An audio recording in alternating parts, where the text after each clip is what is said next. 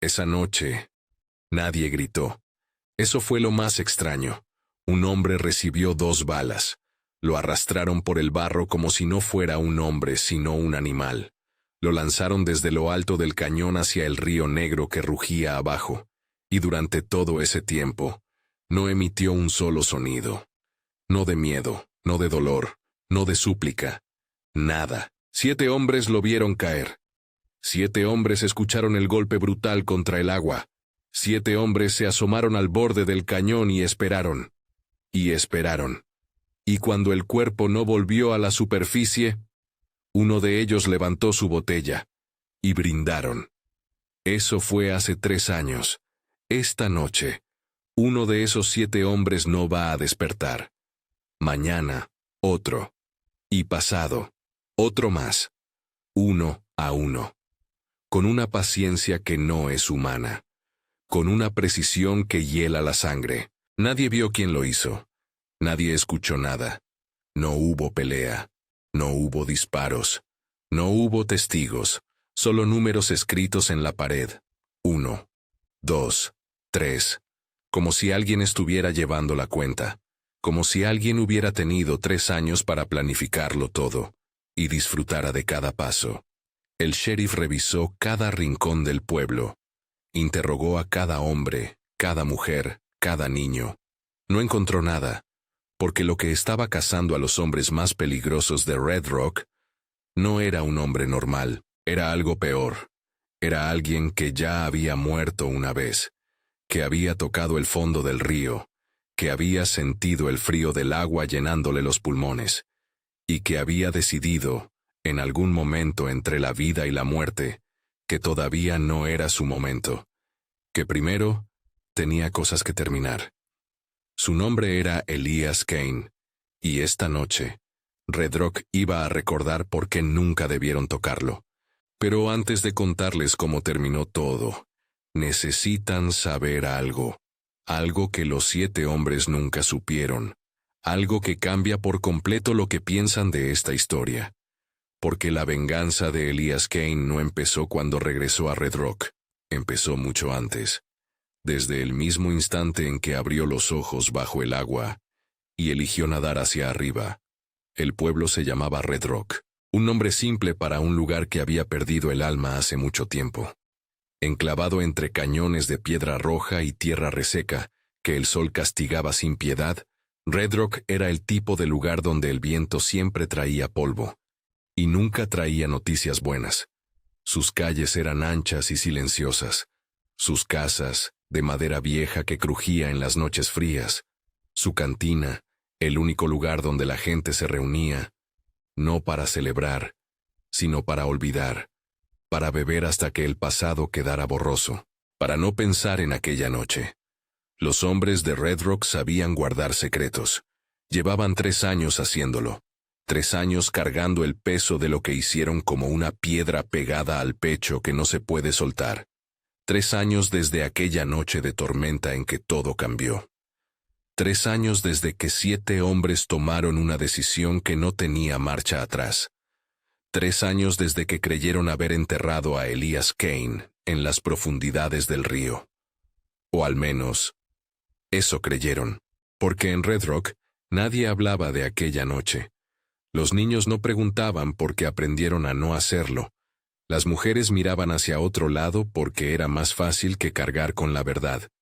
Y los 7 hombres que lo sabían todo, dormían con un ojo abierto, con el revólver cerca de la mano, con ese miedo extraño e irracional que no podían explicar pero que no desaparecía nunca, como si algo, en algún rincón de sus instintos más primitivos, les dijera que habían cometido un error que estaba a punto de cobrarles la deuda completa. Lo que nadie sabía es que uno de esos 7 hombres había estado esperando que alguien regresara, en silencio, en secreto, con una culpa que lo consumía desde dentro como brasa viva, y cuando llegó el momento, tomó una decisión que nadie vio venir. Pero eso lo entenderán después. 3 años antes, Elias Kane era el hombre más respetado de Red Rock. No porque fuera el más rico, no porque fuera el más fuerte, sino porque era el más justo en un lugar donde la justicia era una palabra que la gente pronunciaba, pero nadie practicaba. Había llegado al pueblo con 28 años, una esposa llamada Clara, y un sueño tan sencillo que casi daba vergüenza decirlo en voz alta: tierra propia, trabajo honesto y una familia. Nada más, nada menos. Y lo había conseguido con sus propias manos, sin pedirle nada a nadie. Construyó su casa clavo a clavo, tabla a tabla. Plantó campos en tierra que todos decían que era estéril. Crió caballos que nadie quería, y los convirtió en los mejores del condado. Los vendía al doble de lo que pagó por ellos, y los compradores volvían porque valían cada centavo. La gente lo admiraba. Los niños lo saludaban con el sombrero cuando lo veían pasar. Las mujeres decían que era el tipo de hombre que hacía que uno creyera que las cosas podían ser diferentes. Y los hombres poderosos de Red Rock lo odiaban en silencio, con esa rabia sorda y cobarde que solo sienten los que saben que nunca serán tan buenos como el hombre que desprecian.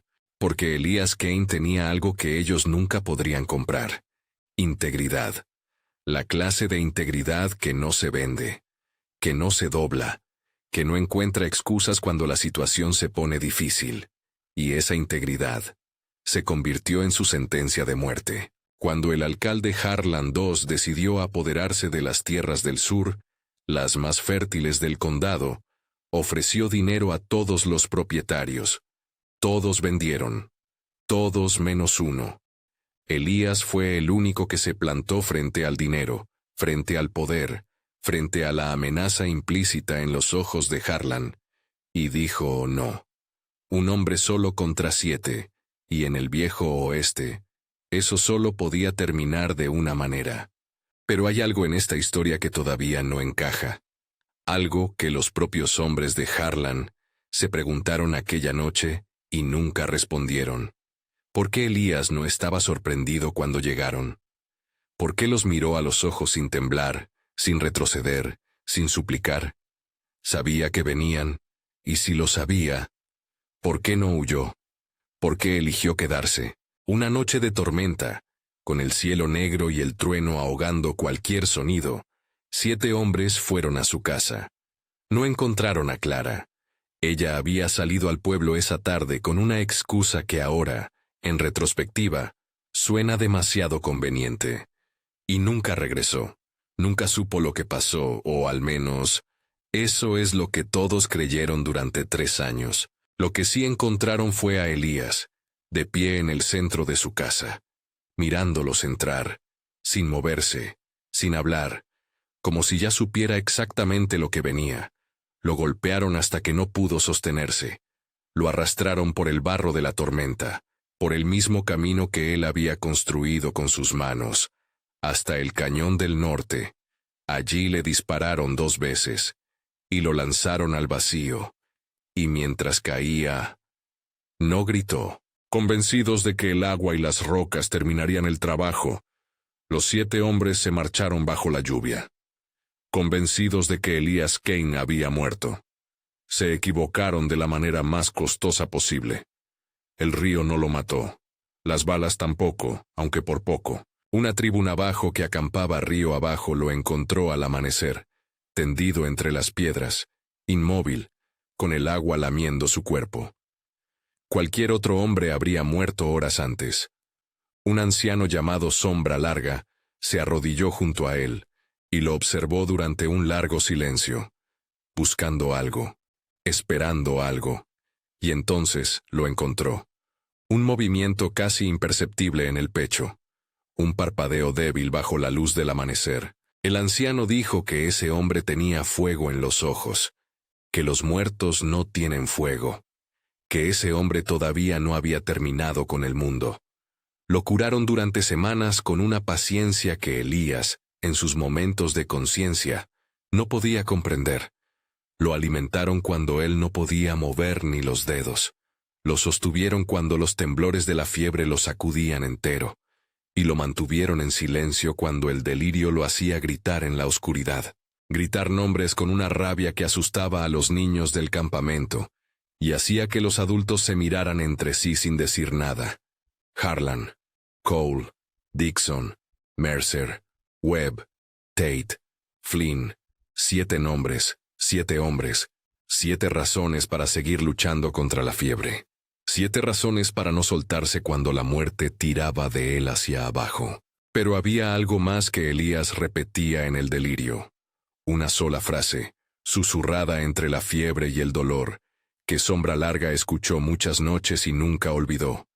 No era un nombre, no era una amenaza, era una pregunta. Y esa pregunta es la clave de todo lo que vino después. La revelaremos cuando llegue el momento.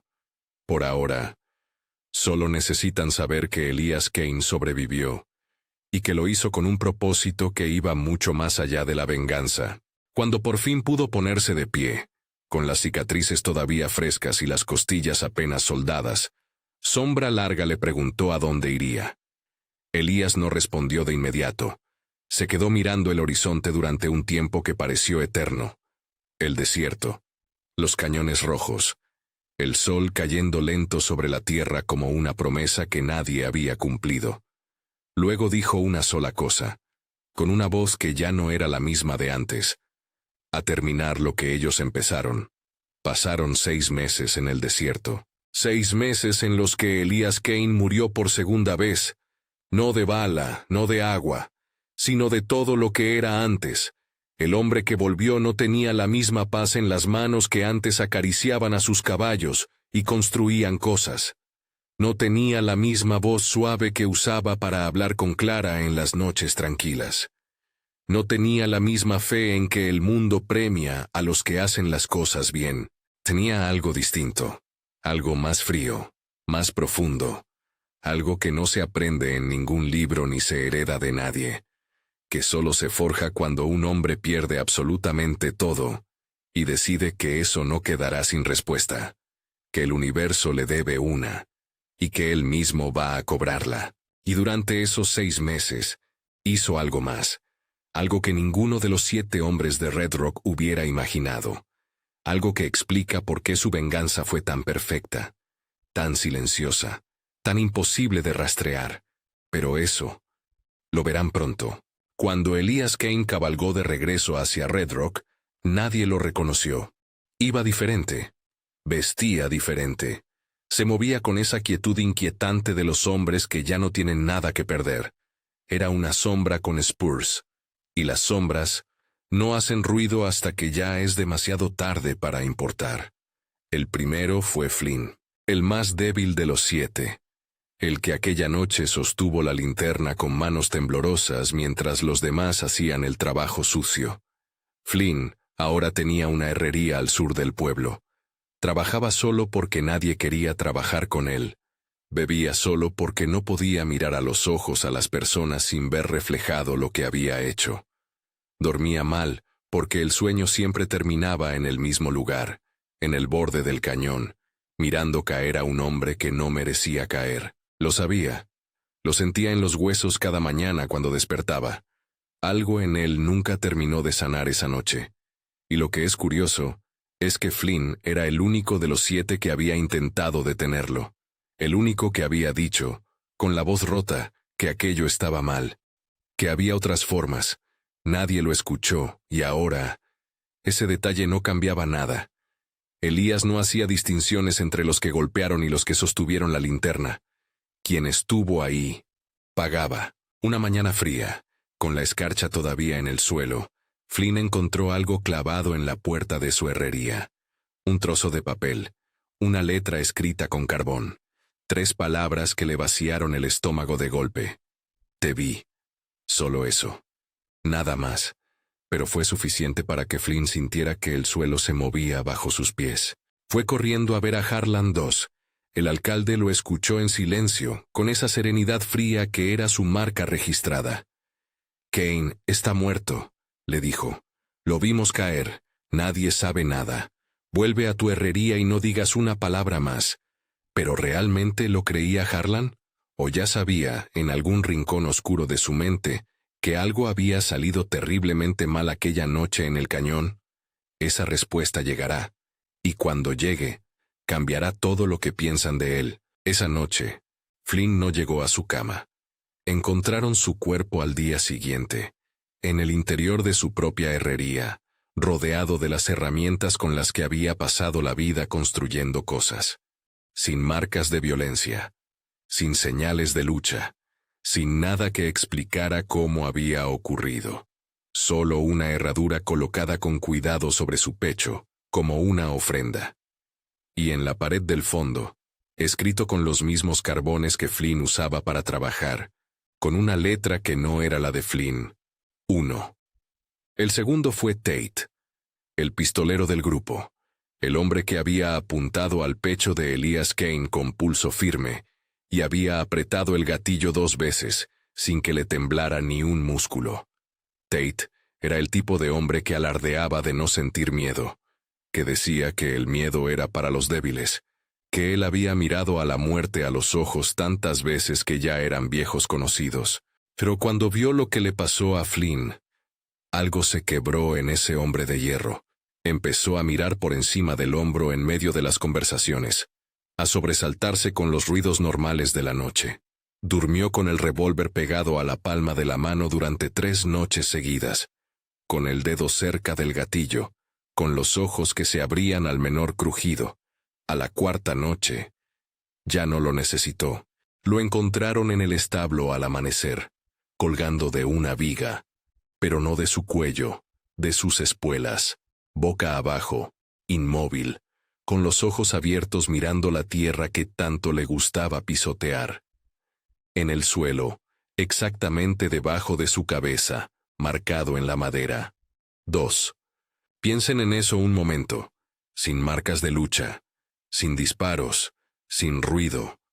¿Cómo pudo un solo hombre acabar con el pistolero más temido del condado, sin que nadie escuchara absolutamente nada? La respuesta está en lo que Elías aprendió durante esos 6 meses en el desierto con los Navajo. Y cuando lo descubran, entenderán que lo que vino después nunca tuvo suspenso real.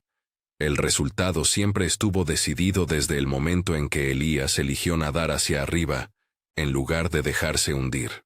Harlan II convocó una reunión de emergencia esa misma noche. Los 5 que quedaban se juntaron en la trastienda de la cantina, apretados alrededor de una mesa pequeña, con las lámparas bajas y las voces más bajas todavía. «¿Alguien sabe lo que hicimos?», dijo Dixon, con las manos entrelazadas sobre la mesa, para que no se viera cómo le temblaban. «No es posible», respondió Harlan, con una calma que ya no le salía del todo natural. «Kane está muerto. Lo vimos caer. Entonces explícame quién está haciendo esto», dijo Dixon. Y el silencio que siguió fue el silencio más aterrador que ninguno de esos hombres había escuchado en su vida, porque nadie quería decirlo, porque pronunciar ese nombre en voz alta significaba aceptar que lo imposible era posible. El tercero fue Webb, el juez, el hombre que había firmado los papeles de las tierras robadas de Elías con su mejor pluma y su mejor tinta, como si fuera el acto más normal del mundo. Webb no esperó a que llegara su turno. Cargó sus cosas en silencio una noche, dejó una nota vaga sobre la puerta del juzgado y partió hacia el este convencido de que la distancia lo salvaría. Que si ponía suficientes millas entre él y Red Rock, lo que fuera que estaba ocurriendo allí no podría alcanzarlo. Llegó hasta el puente de piedra a 3 horas del pueblo. El camino delante de él estaba despejado. La luna iluminaba el paisaje. Todo parecía tranquilo. Entonces vio algo en el centro del camino. Un sombrero, lleno de polvo, con el ala quemada por el sol, y 2 agujeros perfectos de bala en la copa. El sombrero de Elias Kane. El mismo que llevaba aquella noche en el cañón. Piensen en lo que eso significa. Elías había guardado ese sombrero durante 3 años. Lo había llevado consigo a través del desierto, a través de la recuperación, a través de cada día de preparación. No como un recuerdo, como una promesa, como una prueba física de que aquella noche fue real y de que lo que venía después también lo sería. Webb bajó del carruaje con las manos tan temblorosas que casi no pudo sostener las riendas. Se quedó mirando el sombrero como si fuera una aparición. Y entonces escuchó una voz detrás de él, suave, tranquila, una voz que no debería existir en este mundo. Tan pronto te vas, Webb, ni siquiera dijiste adiós. No encontraron el cuerpo de Webb durante 2 semanas. Cuando lo hallaron, nadie en el pueblo pudo explicar cómo había llegado hasta allí. Estaba sentado en su propia silla del juzgado, con su toga, con su mazo, con esa pose de autoridad que tanto le gustaba adoptar en vida. Frente a él, apilados con cuidado casi burocrática, todos los documentos de las tierras robadas de Elías. Cada papel marcado con una sola palabra escrita en rojo. Devuelto. Y en el documento de arriba, debajo del sello del juzgado, 3. Devuelto. No destruidos, no quemados, devueltos. Eso significa que Elías no solo quería venganza, quería que todo volviera a su lugar, quería reparar lo que habían roto. ¿Pero por qué? ¿Para quién? Clara llevaba 3 años desaparecida del pueblo. ¿Acaso Elías sabía algo sobre ella que el resto ignoraba? Sigan escuchando. La noticia llegó a Harlan II antes del mediodía. El alcalde, que nunca perdía la compostura, cerró con doble llave la puerta de su despacho. Puso 2 guardias armados en el exterior. Cargó sus revólveres con manos que no querían reconocer que no estaban del todo firmes.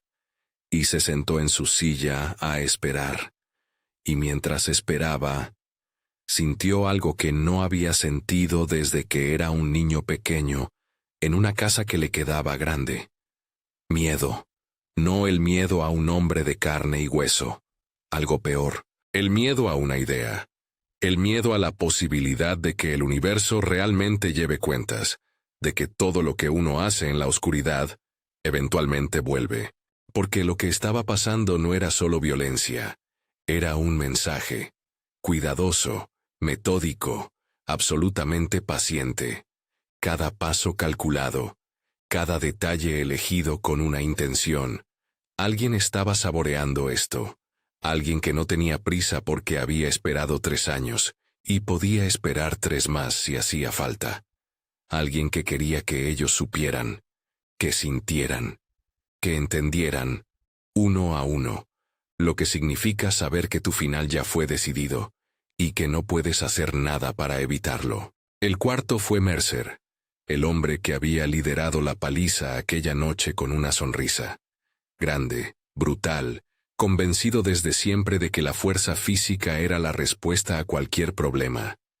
Mercer había construido toda su vida sobre esa premisa. Nadie lo desafiaba, nadie lo miraba mal, nadie se atrevía. Cuando descubrió que alguien lo seguía por el pueblo, que una sombra aparecía en los bordes de su visión y desaparecía cuando giraba, decidió que ya estaba harto de esperar. Salió al callejón trasero de su casa con su hacha. Se apostó contra la pared y esperó, con toda la paciencia que le permitía su furia. Esperó 1 hora entera bajo el frío de la noche. Nadie vino. Volvió adentro maldiciendo. Cerró la puerta. Se dio la vuelta y encontró a Elías Kane sentado en su propia silla, con la misma calma imposible con la que parecía hacer todo. Con el revólver de Mercer, sacado de algún lugar de la habitación, descansando en su mano como si llevara años siendo suyo, mirándolo con esos ojos que habían visto el fondo del río y habían elegido volver. Hola, Mercer. Lo que pasó después en esa habitación nadie lo escuchó desde afuera. El pueblo estaba en silencio. Las lámparas estaban encendidas, y de la casa de Mercer solo salió un sonido. Un golpe sordo, único, y luego nada. En la pared, cuando los encontraron al día siguiente. 4. Pero hay algo que el sheriff notó cuando inspeccionó esa habitación. Algo pequeño sobre la mesa que no le pertenecía a Mercer. Algo que no debería haber estado ahí. Un detalle que conecta esta historia con algo mucho más grande. Lo verán antes del final. Quedaban 3, Dixon, Cole y Harlan II, y los 3 lo sabían. Y ese conocimiento era ya su propia tortura. Dixon fue el primero en quebrar completamente. Los hombres fuertes a veces se rompen de golpe, sin aviso, como una viga que aguanta demasiado tiempo, demasiado peso. Fue al despacho de Harlan con los ojos rojos de no dormir y los hombros caídos de cargar con algo demasiado pesado durante demasiado tiempo.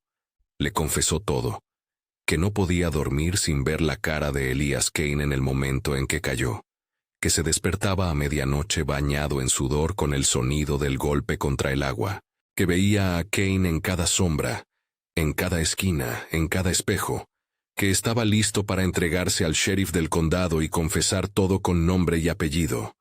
Harlan lo escuchó en silencio hasta el final, con esa expresión plana que era imposible de leer. Y cuando Dixon terminó de hablar, cuando se quedó sin palabras y sin fuerzas y bajó la cabeza esperando alguna respuesta que tuviera sentido, Harlan sacó su revólver.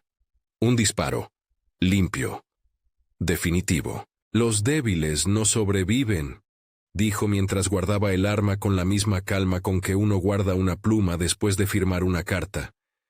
Y en ese momento, desde la ventana detrás de Harlan, llegó una voz. Quieta, sin urgencia. Como si llevara tiempo ahí, escuchando. «Tienes razón, los débiles no sobreviven, débiles no». Harlan se giró de golpe. La cortina se movía suavemente con el viento que entraba por la ventana abierta. No había nadie. Solo la noche afuera y el silencio adentro y el peso de lo que acababa de hacer. Y entonces, desde ningún lugar concreto, desde todas partes al mismo tiempo, llegó una sola palabra. 5. ¿Cómo lo sabía? ¿Cómo pudo Elías estar en ese momento exacto, escuchando esa conversación desde el exterior? ¿Cuánto tiempo llevaba dentro de los límites de Red Rock sin que nadie lo viera? ¿Cuántas noches había pasado moviéndose por ese pueblo como una sombra entre sombras? La respuesta es más perturbadora de lo que imaginan, porque Elías no llegó a Red Rock la semana de las muertes. Llegó mucho antes, y lo que hizo durante ese tiempo es lo que aprendió en el desierto. Cole intentó lo único que le quedaba: negociar. Dejó una carta en el centro del pueblo, doblada con cuidado, con la dirección escrita en letras grandes, para el hombre que no murió. Le ofrecía dinero, las tierras de vuelta, su silencio eterno.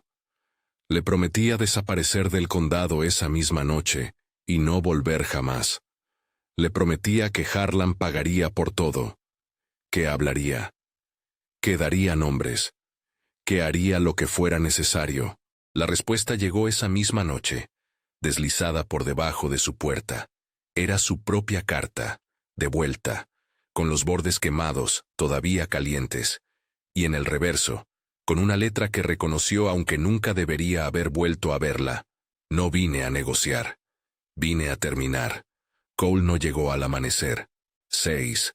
Solo quedaba Harlan 2, el arquitecto de todo.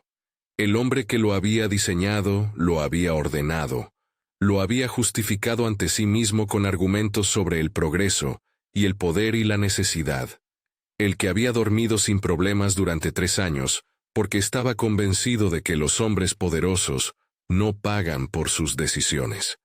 Que el mundo pertenece a los que tienen el valor de tomar lo que quieren.